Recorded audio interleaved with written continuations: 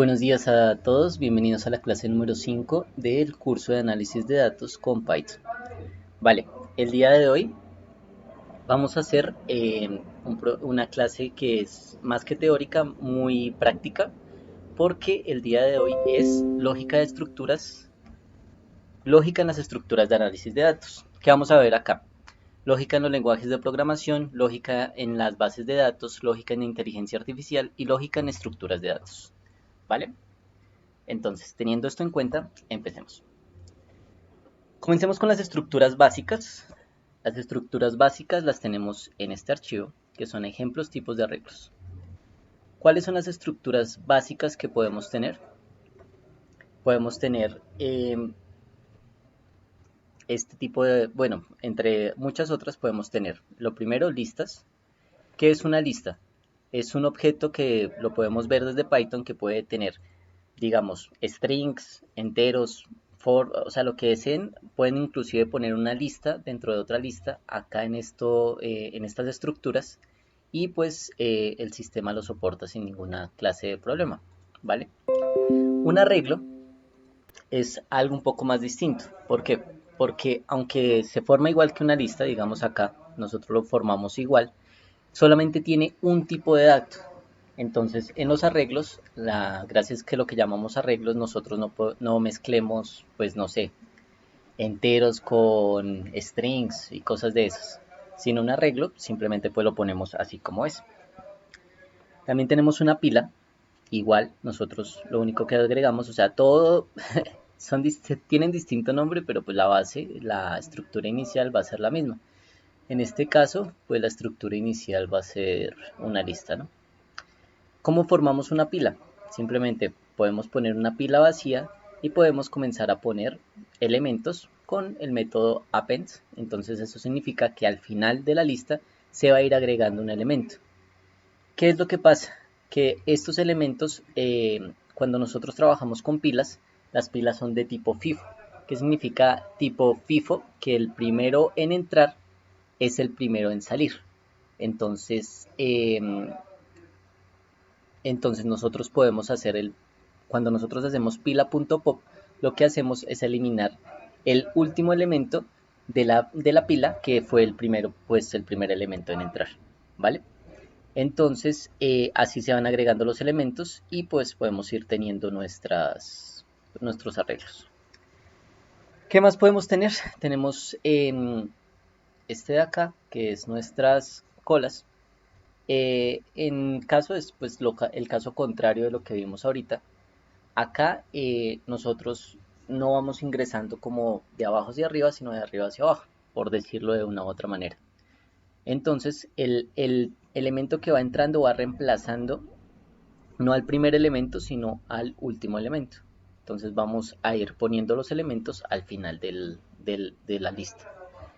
Y acá, cuando eliminamos algún tipo de elemento, eliminamos algo, tenemos lo mismo, que tenemos el caso no es FIFO, sino es BIFO, o sea, el primero, o sea, ahorita era el primero en entrar, acá es el último en entrar, es el primero en salir, para tenerlo así en cuenta, ¿vale?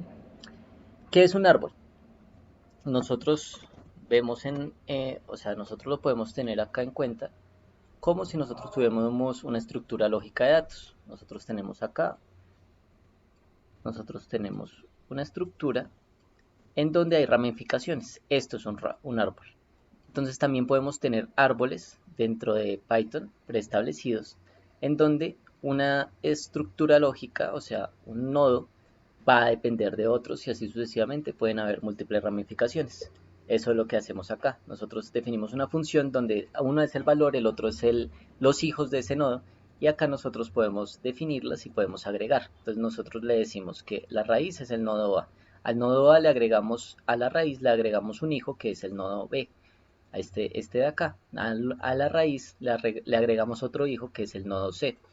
Pero como el nodo C también es una ramificación, un nodo por decirlo así, le podemos a la raíz le podemos agregar otro hijo que pueda hacer otra cosa distinta, un nodo D o inclusive un nodo B, entonces ya sería un cuatridimensional.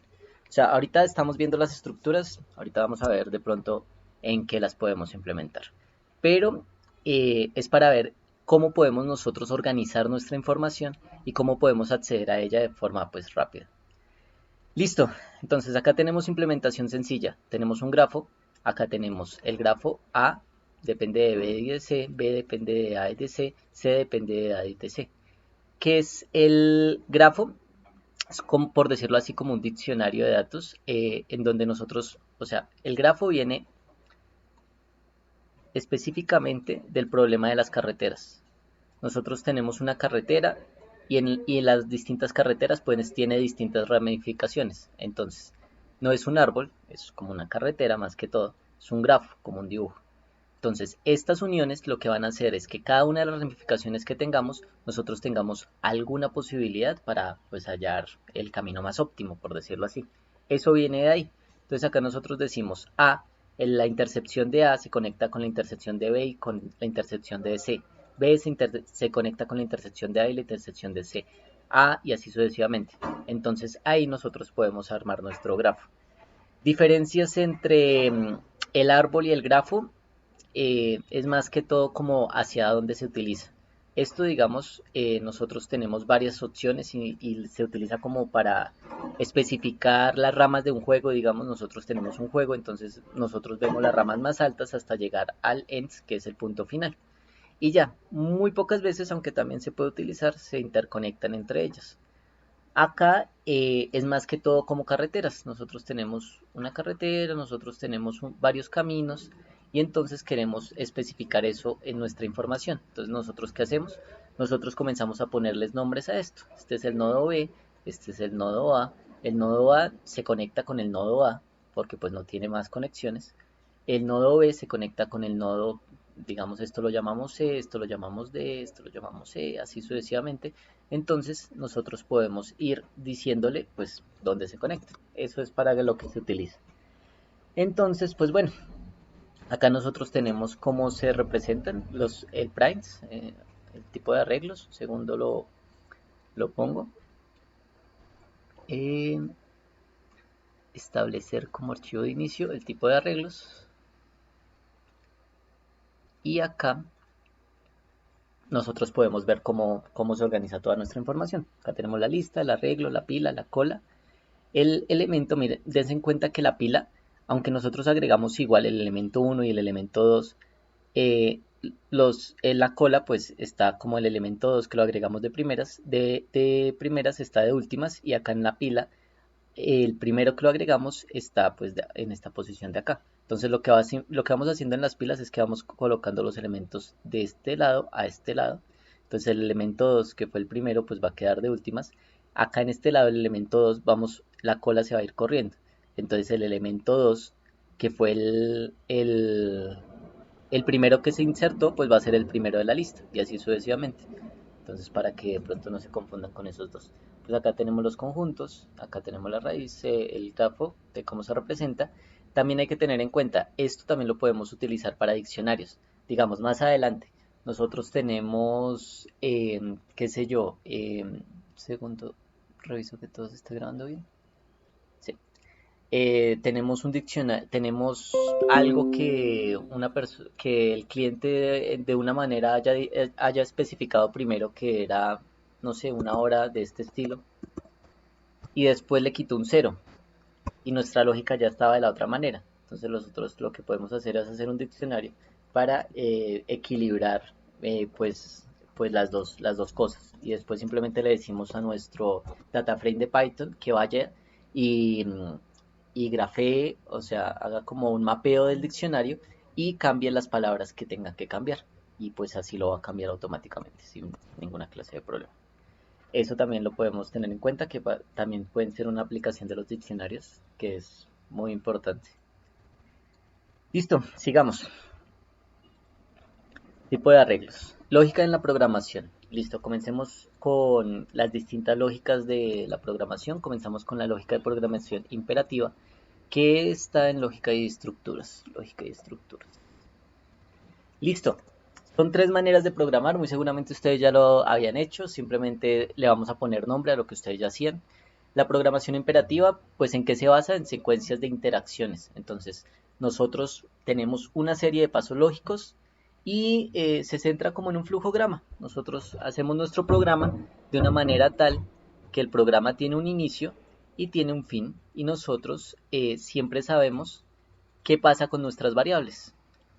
Entonces, pues nosotros sabemos que en este paso se convierte de una manera, en este se multiplica, y siempre que tiene la misma entrada, pues tiene la misma salida. ¿Eso cómo se representa? Acá nosotros lo tenemos, simplemente nosotros, ¿qué hacemos? Sumamos todos los números pares que hayan entre el 1 y el 10. Para eso, pues vamos a recorrer todos los números que hayan entre el 1 y el 10, y pues si es un número par, acá le estamos diciendo eso, o sea, si no tiene residuo en la división entre 2, pues simplemente la suma. Y ya, nosotros sabemos que es un ciclo, que es for, que nuestro tipo de cambio no va, nuestro tipo de dato no va a cambiar, simplemente pues es una secuencia lógica y ya está. Ahora, nosotros también podemos tener otro tipo de secuencias, que es la lógica de la programación funcional. ¿Qué es la lógica de la programación funcional? Simplemente hagan funciones. Eso técnicamente es.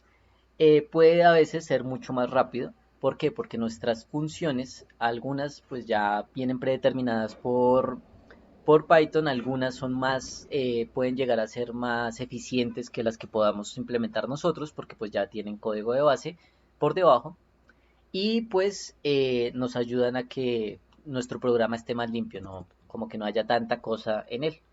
Entonces acá en la programación funcional podemos comenzar a determinar si es par. Nosotros cuando decimos esto, retórneme, return igual a cero, ¿esto qué es? O sea, nosotros estamos implementando que me retorne algo con un igual. Entonces lo que estamos haciendo es retórneme un true o retórneme un false.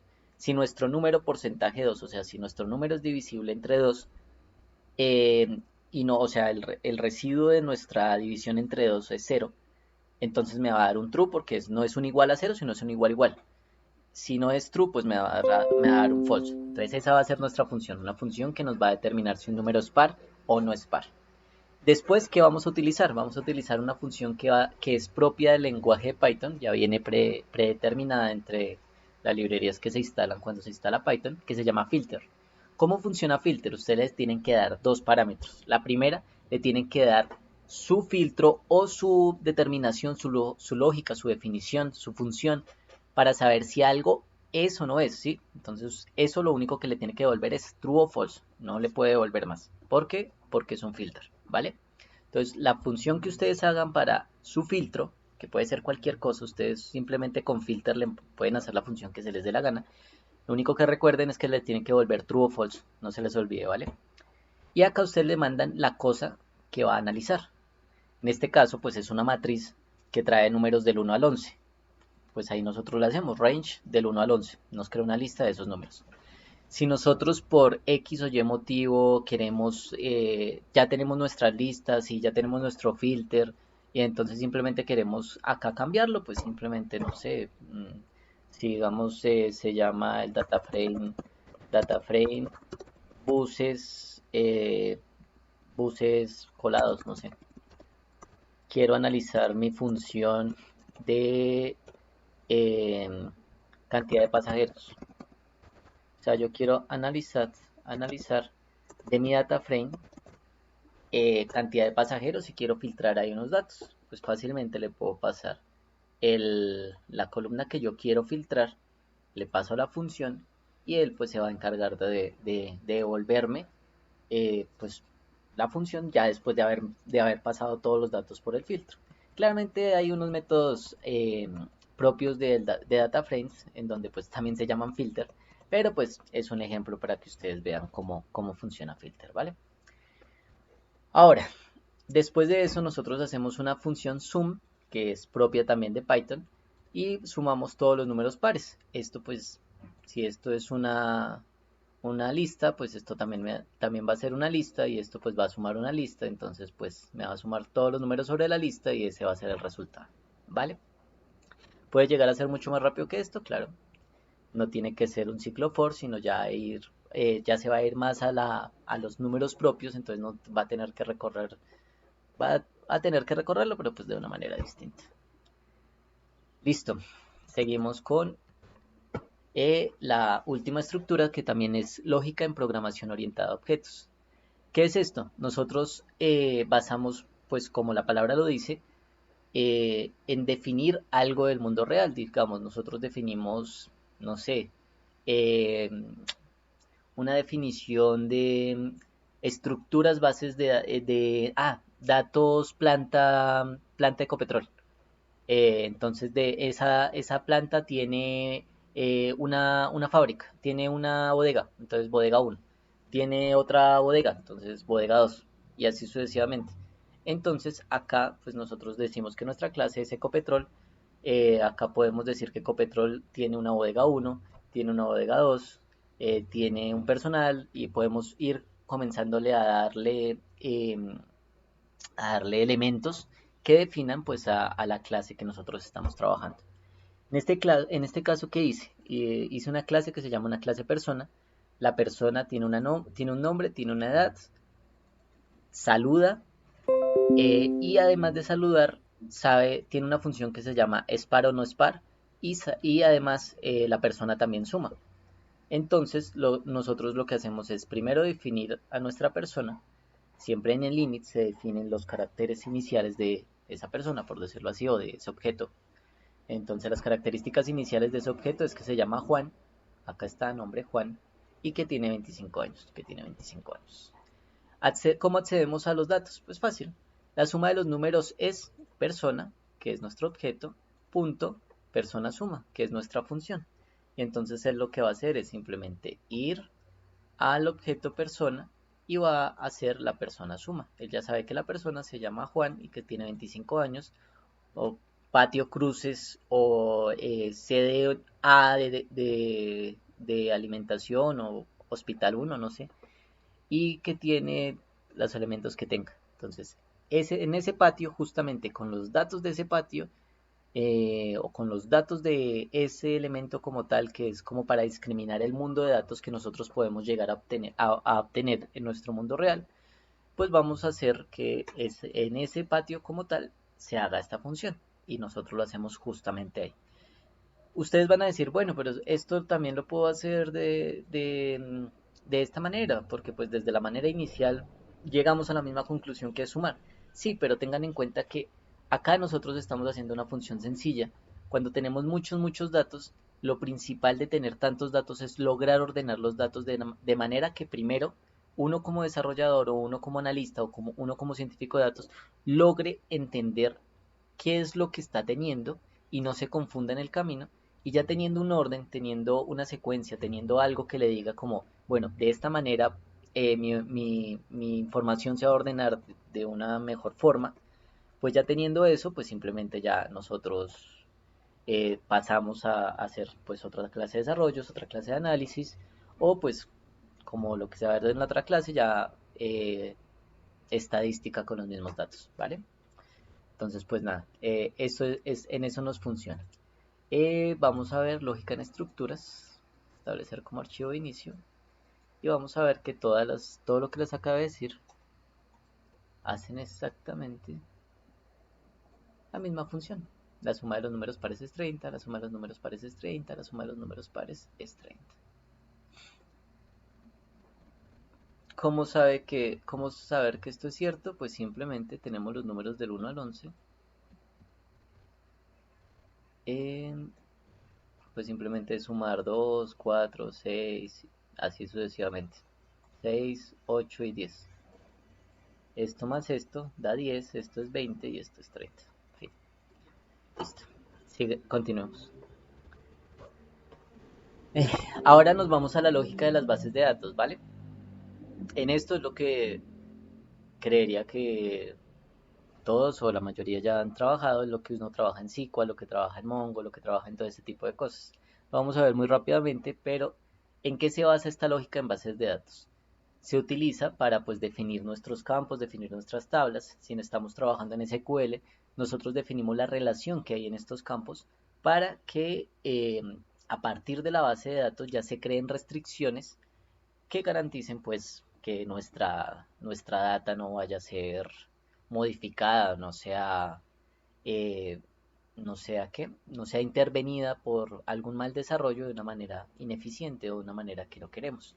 Entonces, desde la propia base de datos, nosotros le decimos a las tablas, usted eh, va a ser un campo que va a tener un nombre, no sé, el nombre que ustedes quieran, Pepito Pérez.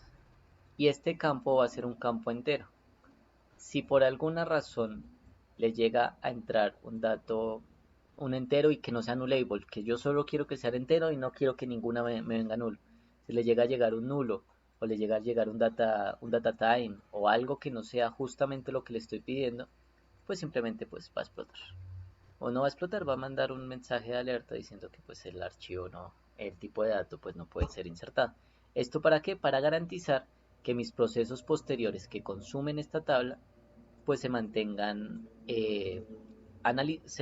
estables, por decirlo así. Es preferible que la entrada se interrumpa a que pues después todos los procesos que dependan, que pueden ser múltiples procesos, pues se vean afectados. Así funciona la lógica de esto. ¿Qué es lo bueno? Pues nosotros podemos utilizar lo mismo que hemos visto durante todo el curso, que son estructuras lógicas, operadores como AND, OR, NOT, funciones, podemos utilizar una serie de cosas para hacer que hacer operaciones ya con la información que nosotros tenemos. O inclusive para pues nosotros insertar los datos. Digamos, si nosotros tenemos una estructura lógica, nosotros podemos poner, no sé, trabajos. Esto es un data frame. Entonces nosotros tenemos la columna data y nosotros queremos asegurarnos que esta columna sea, eh, sea de un tipo de dato en específico. Entonces nosotros le podemos poner acá simplemente este tipo de funciones. Esto es para antes de insertarlo a nuestro SQL o Mongo o lo que sea.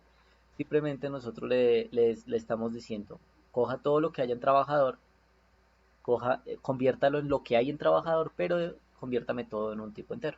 Y ahí pues nosotros aseguramos que lo que se inserte sea un tipo entero.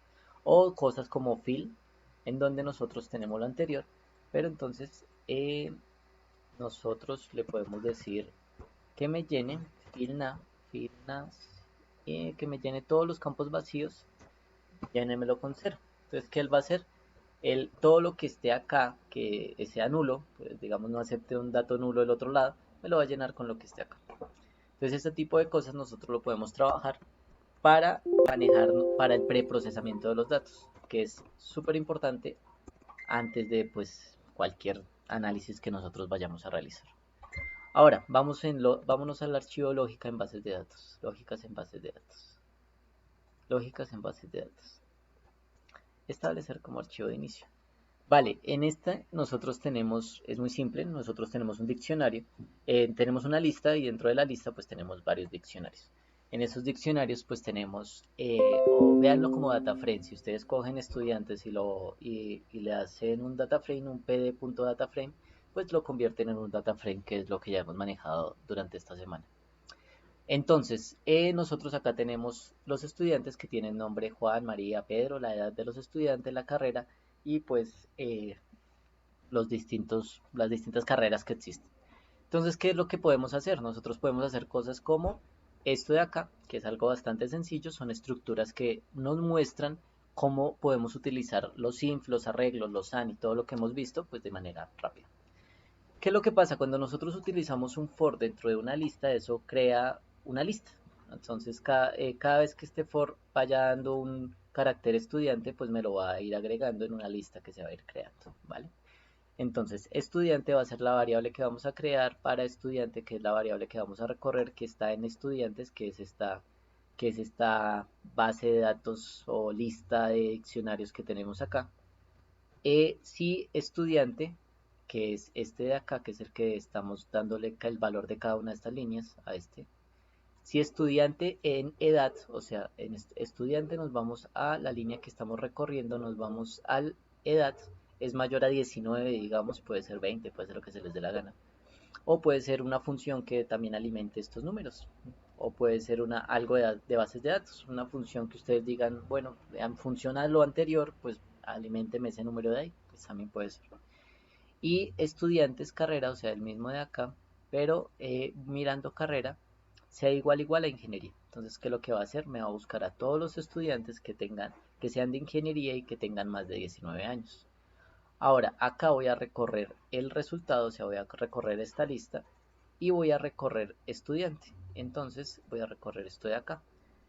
Voy a correr el resultado y se lo voy a asignar una variable que estoy creando que se llama estudiante. Y esta variable de acá lo que está haciendo es trayéndome este diccionario de acá. Ya que me trae todo ese diccionario, simplemente yo imprimo pues todos los nombres de las personas que cumplen esa característica. En este caso nosotros estamos pidiendo estudiantes que tengan más de 19 años y que estudien ingeniería. Pues solamente hay uno, Juan. Si nosotros buscamos, pues nos va a dar Juan. Si digamos nosotros le decimos mayor a, no sé, a 21 años, ninguno va a ser mayor a 21 años que estudie ingeniería. Nosotros le damos play, pues no nos va a salir nada. También podemos darle un try catch de error o algo por el estilo, en donde si estudiante punto es igual a vacío, eh, entonces imprímame no hubo estudiantes, o bueno, eso ya son decoraciones. Listo. Eh, la recorrí rápido porque pues sé que muchos de ustedes ya han trabajado con eso. Aún así, antes de cambiar de tema tal vez bruscamente, ¿tienen preguntas hasta el momento?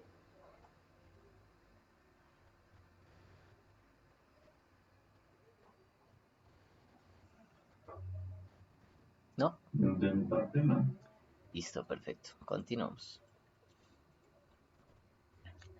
Vámonos. Esta clase, la verdad, es muy suave. Si se da cuenta, ya casi la acabamos. ¿Por qué? Porque ahorita nos vamos a enfocar en los proyectos, ¿vale? Entonces, en cada uno de los proyectos vamos a ir y si tenemos que ir haciendo algo en caliente, lo vamos a realizar, ¿vale? Entonces, lógica en IA. Es lo último que vamos a ver hoy. Lógica en IA está en el archivo lógica en IA, obviamente, que está acá. Entonces, lógica en IA. Establecer como archivo de inicio. Vamos a ver, no inteligencia artificial como tal, que eso es el último tema, casi que el último tema del curso. Vamos a ver la lógica que tiene la inteligencia artificial, ¿vale? En esto se basa en algunos de los modelos o algunos de los más famosos modelos que existen. Entonces, ¿qué es lo que podemos tener? Podemos tener una serie de estructuras formales que lo que hacen es crear una serie de preposiciones y una serie de lineamientos para pues nosotros tener nuestra información de una manera coherente. Entonces, para utilizar esto, pues nosotros vamos a importar una librería que se llama Simply, bueno, Simply. Y esa librería lo que va a hacer es que nosotros nuestros símbolos comunes y corrientes que nosotros llamemos, no sé, símbolos de letras, palabras, lo que querramos, los vamos a volver como unas secuencias de true o false, uno o ceros. Pero esos son los símbolos que podemos ir utilizando durante todo el camino. Entonces, ¿por qué son bacanos? Porque, digamos, si nosotros tenemos una ecuación y nosotros queremos que esto sea X y nosotros tenemos que esto sea Y, pues no tenemos que ir reemplazando que el X, que el Y, simplemente ya sabiéndolo, pues nosotros podemos cambiar la palabra por X por Y y ya, pues ya tenemos nuestra ecuación. Eso es un ejemplo de lo que sirve cambiar los símbolos del sistema para que pues nuestras ecuaciones sean pues, más entendibles. Acá es porque la función implies, que se acuerdan en la primera clase que era implicación, este implica este, eh, la función implies funciona solo si ustedes le dan símbolos del sistema. Si no le dan símbolos del sistema, pues no va a funcionar, ¿vale? Entonces acá, ¿qué es lo que estamos utilizando? Estamos utilizando nuestra regla. Nuestra regla simplemente va a ser una implicación en donde la primera parte de la implicación es P y Q y la segunda parte de la implicación es P o Q. Entonces, ¿qué significa eso? Que si nosotros tenemos que esto es verdadero y esto es falso, una verdad implica una falsedad, esto es falso. Una verdad implica, o sea, podemos acá ver toda la tabla de verdad de implicación. True, false, verdad implica falsedad, falso. Acá está. Falso implica true porque una falsedad puede implicar una falsedad perfectamente. True. Una verdad implica una verdad, sí o sí, verdadero. Falso implica true. El cielo es azul, entonces hoy comeré. No, entonces hoy, no sé, hoy algo. Entonces, ya que lo primero es falso, pues lo segundo puede ser verdadero, porque pues ya que lo primero era falso, lo segundo o puede ser falso, puede ser verdadero, no me importa porque pues el universo ya es falso.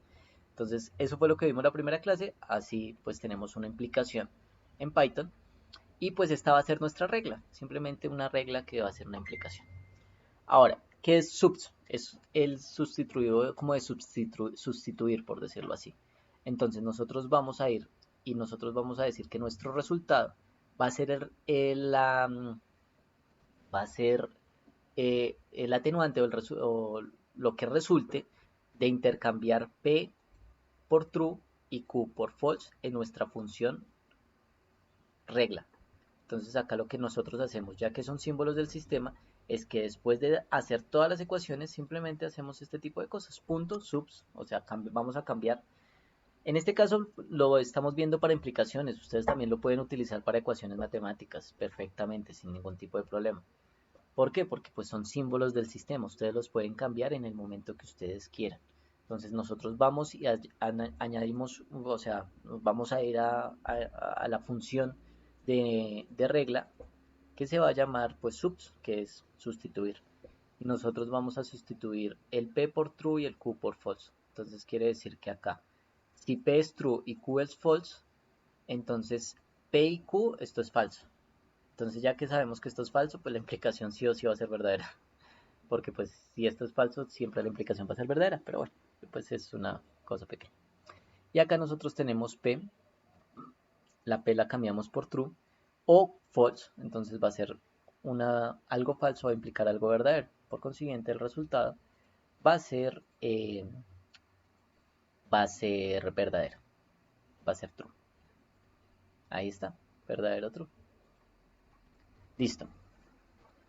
Ya teniendo eso en cuenta, o sea, es una función simple, pero que nos comienza a dar una idea de cómo podemos crear una regla en inteligencia artificial. Y eso es, simplemente pues nosotros creamos una serie de cosas como un humano lo haría. En este caso pues es una implicación sencilla, ya vamos a ver cosas más adelante. Sistemas expertos en IA. Lo que queremos hacer en un sistema experto es diferenciar cómo funciona algo que nosotros sabemos que siempre funciona de la misma manera. ¿Por qué digo que nosotros sabemos? Porque también va en el tema que vamos a ver más adelante, hay cosas que nosotros puede que no sepamos y no sean tan simples como si es false, vayámonos por acá, si es true, vayámonos por acá. Son muchos casos en la vida real en donde pues las cosas no son ni rojas ni negras, sino como la mitad. ¿Vale? En este caso, no. En este primer caso nosotros tenemos cosas que siempre van a suceder. Ejemplo, si el circuito, si una resistencia de un circuito, eh, no sé, o sea, si nosotros tenemos acá una resistencia muy bajita respecto a la corriente que está recorriendo pues ese circuito, pues esta resistencia es despreciable y nosotros lo podemos modelar simplemente como un cable. ¿Por qué? Porque pues si es muy alta esta corriente, esta resistencia no le va a hacer ni cosquillas. Entonces, este tipo de cosas, pues nosotros sabemos que siempre van a suceder así, o que la suma de dos resistencias, no sé, 10 ohmios, y esta también está en serie y también es de 10 ohmios, es equivalente a una resistencia de 20 ohmios. Nosotros sabemos que eso pues es algo real y pues nada, nadie me lo puede quitar. Entonces ya que lo sabemos, pues son reglas que son de un mundo determinístico. Eso es lo que vamos a hacer con nuestros sistemas expertos en IA. Acá nosotros tenemos lo mismo que les enseñé ahorita, símbolos del sistema. Los símbolos del sistema son fiebre, dolor de cabeza, dolor de garganta, cansancio. Y acá pues nosotros tenemos las palabras que van a reemplazar esos símbolos del sistema. Entonces nuestra regla número uno es que fiebre y dolor de cabeza implica gripa. sí o sí. Si nosotros tenemos dolor de garganta y cansancio, eso implica amigdalitis. Si nosotros tenemos dolor de cabeza y congestión nasal, eso implica sinusitis. Digamos que esos siempre van a ser nuestros escenarios y si alguien llega a nuestro ¿qué? Al consultorio y tiene fiebre y dolor de cabeza, nosotros no decimos estuvo en fiesta, sino no, tiene gripa de una vez. Esa va a ser nuestra regla, ¿vale? Esa va a ser nuestra regla. Creamos una base de conocimiento que va a ser como, pues, la estructura que va a guardar todas nuestras reglas, por decirlo así. Y entonces acá creamos la regla uno, la regla 2, la regla 3. Acá todavía no estamos entrenando redes neuronales ni nada, simplemente estamos creando reglas y estamos diciendo, bueno, estas fueron las primeras bases de las redes neuronales y con esto, en cierta medida, muchas de las respuestas de la inteligencia artificial también pues casan en este estilo, aunque casan más de la última manera que la vamos a ver, pero pues acá también son válidas y también sirven para pues sistemas que son totalmente determinísticos, que sabemos siempre es de una forma y termina en otra. Entonces, vale, la entrada del usuario, los síntomas, ¿cuál va a ser? Mi usuario tiene fiebre y dolor de cabeza. Joder. Si nosotros le hubiéramos dado fiebre y cansancio, no entra, no tiene diagnóstico. ¿Por qué? Porque no está en nuestras reglas. ¿Sí? Pero en este caso, pues, entró un síntoma que conocemos. Ya que entró un síntoma que conocemos, nuestro sistema es totalmente determinístico. ¿Esto qué es? Esto significa que nuestra regla, que es esta de acá, eh, tiene una función, o sea, es consistente con una función determinada. O sea, nosotros vamos a decir que nuestra regla está bien escrita, por decirlo así. En nuestro caso, siempre va a estar determinada por la función implicación. Esto, instance, lo que va a hacer es que va a evaluar funciones y si la función es igual a la función, pues va a ser true, si no es false. Esto sirve para evaluar eso, que nosotros no sabemos algo, cómo funciona algo, si la entrada me la hicieron, si la regla me la hicieron bien. Entonces acá nosotros decimos, vale, usted me la hizo bien siempre y cuando me la haya hecho de esta manera. Y pues si la hizo con la manera de implicación, que es la función que estamos utilizando, pues nosotros vamos a decir que esto es true. Esto se utiliza para eso. Y acá nosotros el all va a ser pues todo el sistema, entonces nosotros todo se tiene que cumplir para que pues eso se realice. O sea, todos los términos de adentro pues tienen que ser true. Si no son true, pues todos, pues no, eso es un all false, entonces todo, entonces si no es todo es ninguno, entonces es false y pues este and pues también sería false, ¿no? Entonces, ¿qué es lo que vamos a hacer? Recuerden, nosotros síntoma, entonces los síntomas en síntomas que son estos de acá, o sea, vamos a ir recorriendo esta lista de acá para los síntomas en nuestra regla. El argumento, pues es el primer argumento que nosotros tenemos y pues vamos a definir todo pues en argumentos, o sea, la función la vamos a destripar y vamos a sacar pues los argumentos internos de esa función, ¿vale? Entonces, los síntomas deben ser los síntomas que estén dentro de los síntomas de nuestras reglas. Si sí, entonces el diagnóstico va a ser el arreglo 1. Entonces quiere decir que es este de acá. O sea, el 0 era este de acá, que era toda nuestra función AND, y el 1 es este de acá. Pero como nosotros le estamos sacando los argumentos, no va a ser la función, sino simplemente va a evaluar los argumentos, ¿vale? Y ya teniendo eso, pues nosotros tenemos nuestro diagnóstico. Y pues ya teniendo el diagnóstico, pues él imprime el diagnóstico que tenga. En este caso, pues creo que es gripa. El diagnóstico es gripe. Vale, listo. Em, ¿Dudas hasta acá antes de pasar al último tema?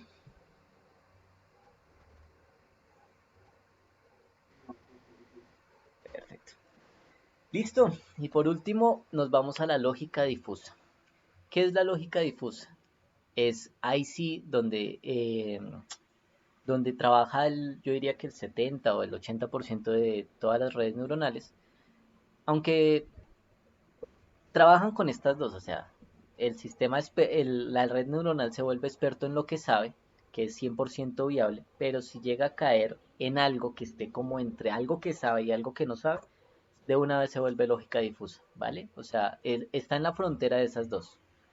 porque si ustedes le meten algo que ustedes entrenaron la red neuronal con estas cosas de acá, fiebre, dolor de cabeza es gripa. Si ustedes la entrenaron con eso y le vuelven a meter fiebre y dolor de cabeza, le va a dar que es gripa. Entonces en este caso sería un sistema experto. Pero si ustedes le meten fiebre y cansancio y nunca lo entrenaron con eso, les va a dar una respuesta respecto a su entrenamiento. Entonces eso es lo que llamamos lógica difusa.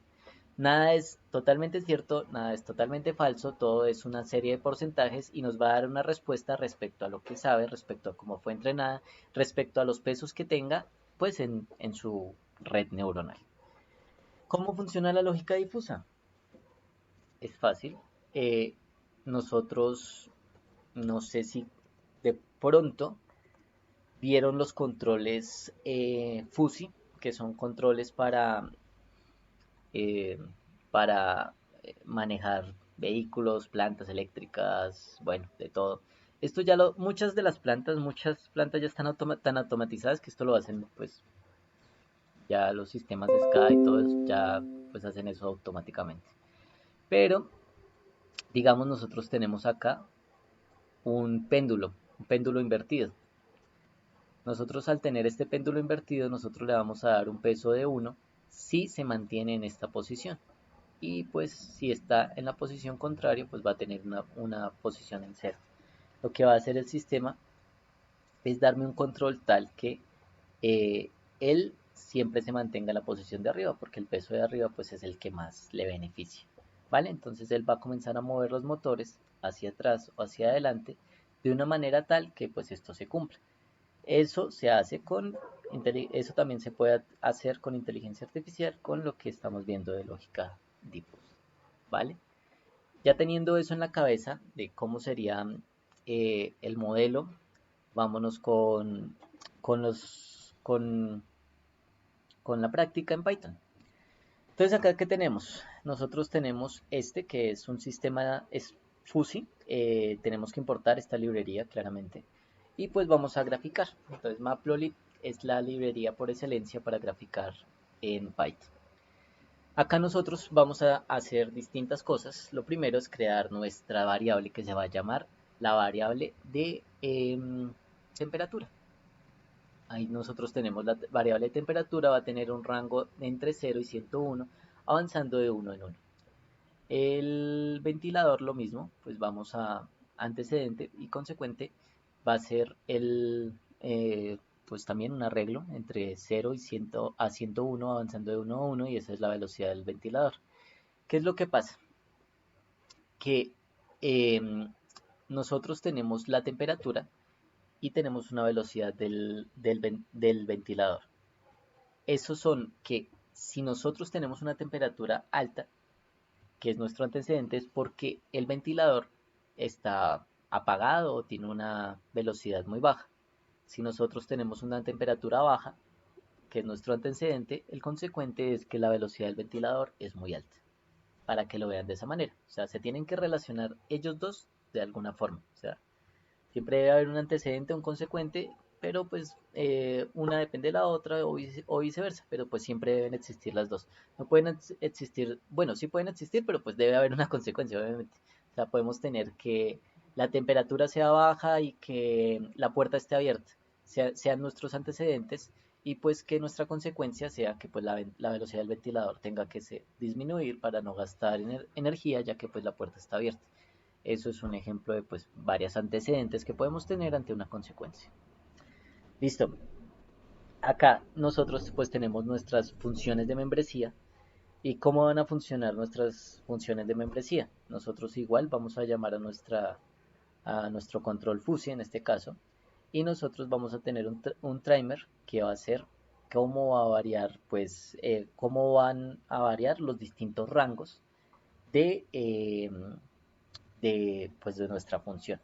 En este caso, nosotros lo que estamos haciendo es diciéndole, vale, yo tengo acá una temperatura que va entre 0 y 50. Entonces le vamos a decir que entre 0 y 50, o sea, así, esto va a ser frío. Ahora, nuestra otra función de membresía es que templado va a ser de 0 a 50 y de 50 a 100. Entonces vamos a tener otra función que va a ser, o sea, esta parte de acá lo tenemos así, pero la otra va a ser que no un rectángulo, sino más como un triángulo, de 0 a 50 y de 50 a 100. Y la última va a ser la alta, que va a ser de 50 a 100. Entonces tenemos como dos áreas. Tenemos una área que es fría, otra área que es templada y otra área que es caliente. Y se intercruzan entre sí en esta parte de acá. Es como la función que, como la gráfica o como lo que va a decir cómo se va a modelar nuestro sistema. No tiene que ser perfecta, precisamente algo lineal. Ustedes pueden hacer una exponencial, pueden hacer eso, pero entonces lo que le coloquen acá, los valores que le coloquen acá, deben ser consecuentes pues a la función que ustedes quieren graficar, por decirlo así. Ahora, esta es la función de membresía para la temperatura, la función de membresía para el ventilador, pues es igual. Simplemente bajo, pues va a ser de 0 a 0 a 50, pues lo pusimos igual, ustedes lo pueden poner como quieran. Ahora, definimos nuestras reglas. Lo mismo que estaban acá arriba, pero acá las reglas van a ser más abiertas, no van a ser como tan, si es gripa y fin. No, van a ser un poco más consecuentes, o sea, nosotros podemos tener más rangos para que suceda esas cosas. Nosotros tenemos que la temperatura fría es implicación de un ventilador alto. Tenemos que la temperatura templada es la implicación de un ventilador a velocidad media. Tenemos que la temperatura caliente es implicación a un ventilador apagado o con velocidad baja, ¿vale? Ya teniendo nuestras reglas, pues nosotros creamos nuestro sistema de control difuso. En este caso, pues nosotros tenemos el control con la regla 1, 2 y 3. Y ya teniendo eso, pues simplemente nosotros simulamos nuestro control. Ahora, ya teniendo el sistema, que ya pues acá automáticamente nos crea un sistema de control con nuestro control que acabamos de crear, con las reglas que acabamos de crear, con el control difuso que acabamos de crear, pues podemos insertarle una entrada al sistema. En este caso una temperatura de 75 grados. Vamos a validar nuestra temperatura cuál debería ser la velocidad del ventilador para que pues nuestra temperatura sea de 75 grados. Entonces, teniendo eso en cuenta, pues vamos a darle play.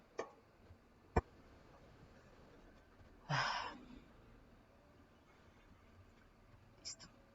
Entonces, esto es lo que estaba dibujando en mis dibujos feos. Él dice que la velocidad del ventilador para que nuestra temperatura sea de 75 grados debe ser de 44.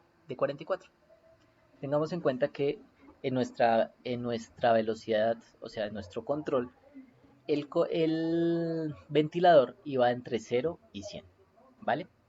Si la velocidad del ventilador iba entre 0 y 100 y nosotros teníamos estas regiones, donde esta región es región fría, esta región es región media y esta región de acá es región alta, nosotros tenemos que eh, la temperatura de 75, que es una temperatura alta, debe implicar que la velocidad del ventilador no sea pues muy alta que digamos, o sea, no esté en esta altura de acá.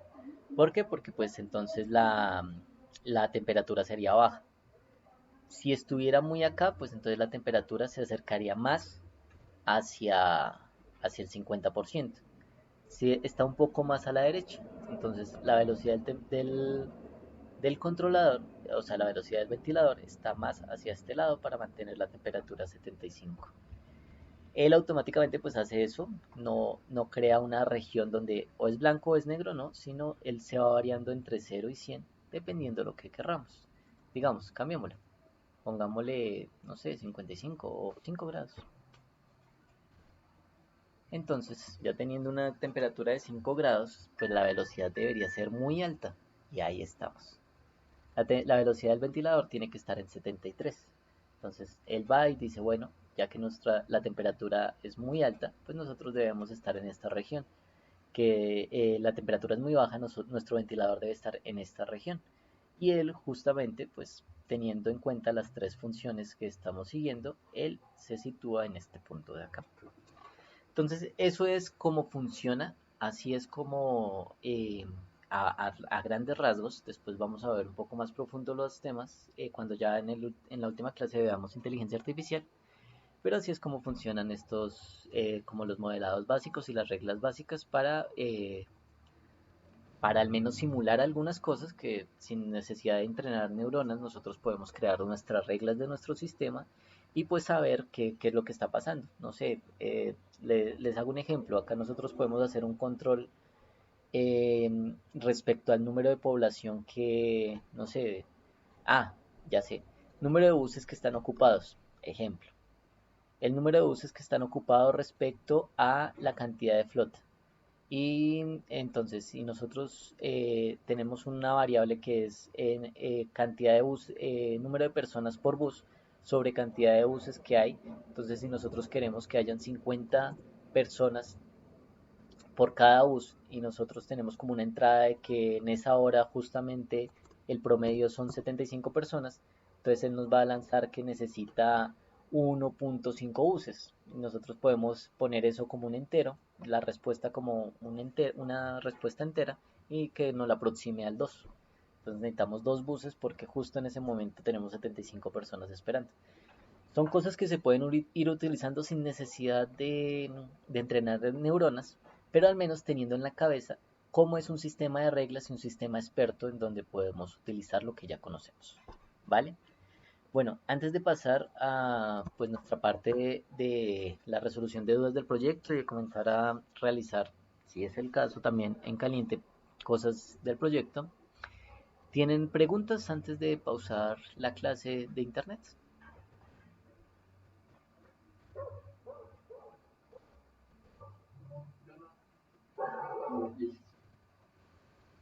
Yo tampoco. Listo, perfecto. Entonces, muchas gracias a los que se conectaron. Cualquier duda pueden dejarla en los comentarios, ¿vale?